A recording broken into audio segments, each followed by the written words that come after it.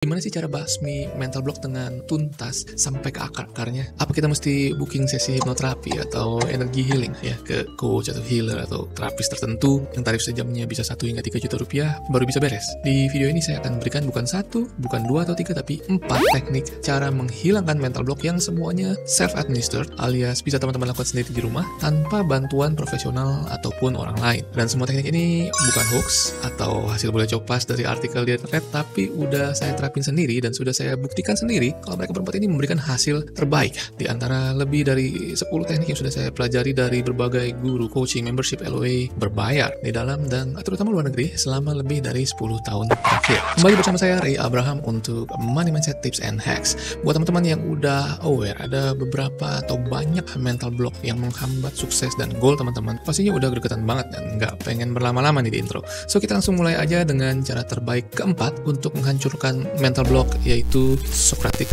questioning. Konsepnya adalah kita periksa limiting belief kita dan kita pertanyakan terus, kita kejar terus sampai dia kehilangan fondasi atau basis berdirinya. Intinya dengan critical thinking kita confront limiting belief dan mental block ini hingga powernya 0 atau mendekati 0, lalu segera kita ganti dengan empowering belief ya. Teknik ini lahir dengan berbagai nama ya, seperti option process dialogue ya dari Barry Neil Kaufman, the Lefkoe method ya dari Morty Lefkoe, the option method dari Bruce DiMarsico, lalu ada lagi RABT ya, Rational Emotive Behavior Therapy ya dari Albert Ellis dan lain sebagainya. Versi yang saya pakai adalah salah satu yang paling simple, yaitu dari Joe Vedali yang dia sebut dengan Socratic questioning. Belief questioning versi Joe hanya terdiri dari 4 pertanyaan. Pertama, apa yang saya yakini tentang belief tersebut ya. Kedua, kenapa saya meyakininya ya, dari mana sumbernya, apa buktinya. Ketiga, kenapa saya meyakini sumber itu atau bukti itu. Dan keempat, apa belief yang lebih baik dari belief ini ya. Ada satu versi lagi dari teknik ini yang lebih sederhana, bisa teman-teman coba sendiri, yaitu dengan keep asking why, alias terus-menerus bertanya kenapa sampai limiting belief tersebut melemah dan akhirnya hilang sendiri. Nah, kalau teman-teman butuh bantuan lengkap dari nol tentang metode Socratic questioning ini ya, berikut contoh kasus, penerapan, dan tips and triknya, teman-teman bisa klik linknya di sudut kanan atas layar ya. Kalau linknya belum muncul artinya videonya baru saya rilis ya, ditungguin aja, pasti saya rilis ya, atau subscribe dulu aja channel ini biar nggak ketinggalan. Next, cara terbaik ketiga untuk menghancurkan mental block yang sudah saya buktikan sendiri adalah affirmations with affirmations.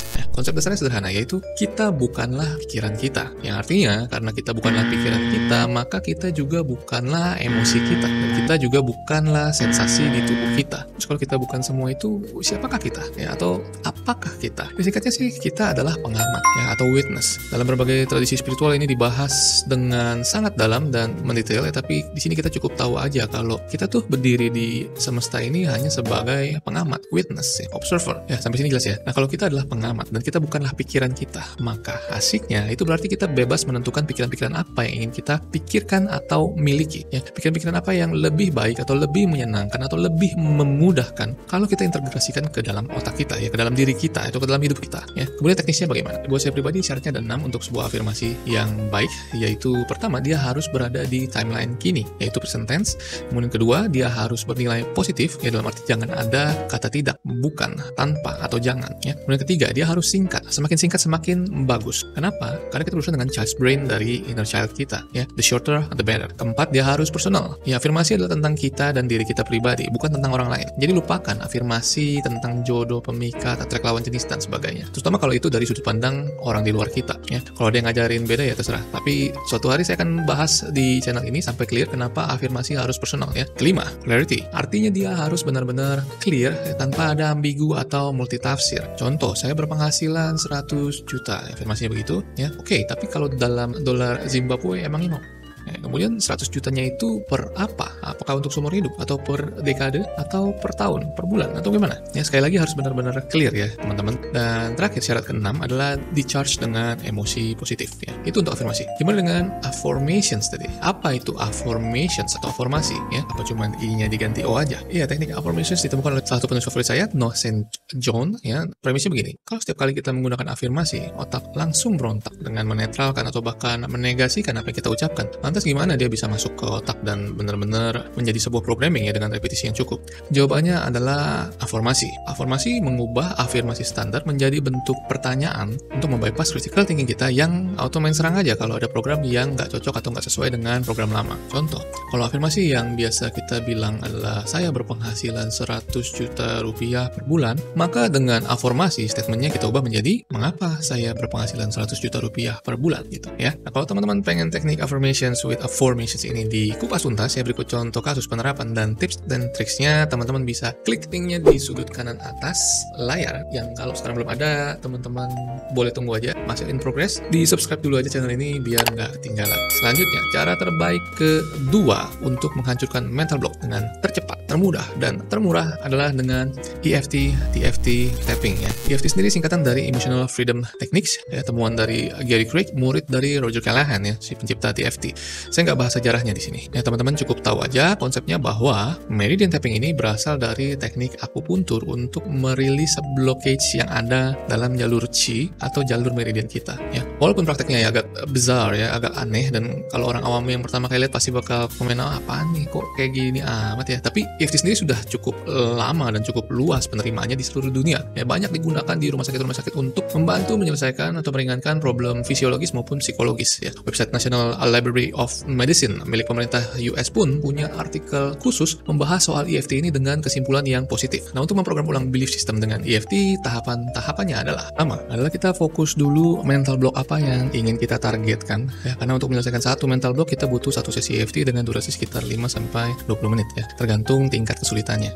Lalu kita convert mental block tersebut menjadi satu hingga kata singkat aja ya. Misal ya, mental blocknya adalah saya selalu gugup kalau mau naik panggung ya, maka fokus wordnya kita jadikan demam panggung. Atau ya, saya selalu apes kalau berbisnis dengan orang lain, maka fokus wordnya menjadi misalnya selalu sial. Yang kedua adalah apa yang dinamakan setup statement ya. Di sini kita ambil titik karate chop ya, titik yang kita pakai kalau kita mau belah batu bata ya, kayak di film-film silat. Lalu kita ketuk-ketuk dengan irama konstan dengan power sedang sambil mengatakan, meskipun saya merasa fokus word, saya memaafkan, menerima, dan mencintai diri saya seutuhnya dan sedalam-dalamnya ya, deeply and completely ya. Bisa juga teman-teman ucapin dalam bahasa gaul ya, misalnya biarpun gue selalu sial, gue maafin, terima, dan sayangin diri gue full apa adanya ya, boleh ya. Itu contoh kasus kalau fokus wordnya selalu sial ya. Nah, ini diulang 3 kali dan setup statement selesai ya. Ketiga, untuk satu round EFT ini kita akan muterin titik-titik berikut sambil kita mengetuk dan ucapin fokus word tadi ya. Titik pertama di pangkal alis ya, di sini, kemudian kedua di pelipis, ketiga di bawah mata, keempat di philtrum ya, tengah-tengah hidung dan mulut, kelima di bawah bibir, persis di bawah lipatan dagu ya, kemudian keenam di collarbone, kemudian ketujuh di underarm ya, posisinya di samping tali bra ya, sebelah sini kalau Anda bisa lihat. Titik ke-8 top of head ya, di titik tertinggi di kepala kita ya. Jadi kalau fokus wordnya adalah selalu sial, maka satu round tapping akan berlangsung seperti ini: lalu sial, selalu sial, selalu sial, selalu sial, selalu sial, sial, selalu sial, selalu sial. Nah, kalau teman-teman pengen belajar dari nol teknik EFT, TFT, tapping ini, yang berikut contoh kasus penerapan dan tips and tricksnya, teman-teman bisa klik linknya di sudut kanan atas layar ya. Yang belum muncul berarti videonya belum saya rilis, ditungguin aja, mudah-mudahan cepat selesai, atau subscribe dulu aja channel ini biar nggak ketinggalan. Nah, akhirnya kita sampai juga pada cara terbaik nomor 1 andalan saya untuk menghancurkan mental block dengan tuntas dan nggak pakai lama. Dia adalah Ho'oponopono. Tapi sebelum saya jelasin metode the best buat ngilangin mental block ini, teman-teman bisa bantu saya untuk klik sebentar tombol like-nya kalau dirasa video ini berguna buat teman-teman. Ya, karena jujur aja buat channel kecil seperti ini, kita nggak akan bisa bersaing dengan channel besar tanpa ada share, like, dan komen dari teman-teman semua. Ya, jadi cukup satu like aja itu udah sangat-sangat berarti banget dan bikin perbedaan besar buat masa depan dan perkembangan channel ini di YouTube ya. Thank you, gracias, terima kasih. Balik lagi ke Ho'oponopono. Buat yang belum pernah dengar namanya, mungkin terkesan agak lucu ya. Tapi tolong jangan dianggap remeh, karena buat saya pribadi sampai hari ini Ho'oponopono masih merupakan teknik self-help paling powerful yang pernah saya pelajari. Saking powerfulnya, Joe Vitale sendiri sampai bikin 3 buku khusus untuk bahas Ho'oponopono ini aja ya. Ada Zero Limits, ada At Zero, dan The Fifth Phrase. Basically Ho'oponopono ini berasumsi bahwa nggak ada tuh suatu apapun yang real di luar diri kita ya. Jadi yang real tuh cuma di diri kita aja. Lalu seluruh dunia yang ada di sekitar kita and beyond itu apa ya? Dan menurut pandangan Ho'oponopono itu semua adalah proyeksi atau refleksi dari dalam diri kita ya. The world is a mirror ya. Dalam banget tuh. Nah, untuk menghilangkan mental block penggunaannya sebagai berikut. Pertama, cukup sadari bahwa ada sesuatu yang nggak beres ya. Misal ada goal yang ingin kita capai tapi udah lama banget dan itu nggak pernah kesampaian. Kita kemudian notice kalau ada mental block atau limiting belief yang menghambat. Uniknya pada Ho'oponopono kita nggak perlu tahu persis beliefnya apa ya, kita cukup tahu aja kalau ada sesuatu yang mengganjal, ada belief yang menahan kita menuju goal kita. Yang kemudian langkah kedua adalah kita bersekutu dengan Sang Cipta ya. Di sini nggak masalah ya apapun agama dan keyakinan kita, bahkan ateis sekalipun, asalkan mengakui adanya kekuatan lebih besar yang maha tinggi, maka kita bisa bersekutu dengan itu ya. Gimana persisnya bersekutu ini? Ya, kita melakukan request atau teman-teman kalau mau bilang doa juga boleh. Yang jelas ini lebih seperti sebuah petisi kepada yang maha kuasa dengan mengucapkan 4 kalimat singkat berikut ini ya.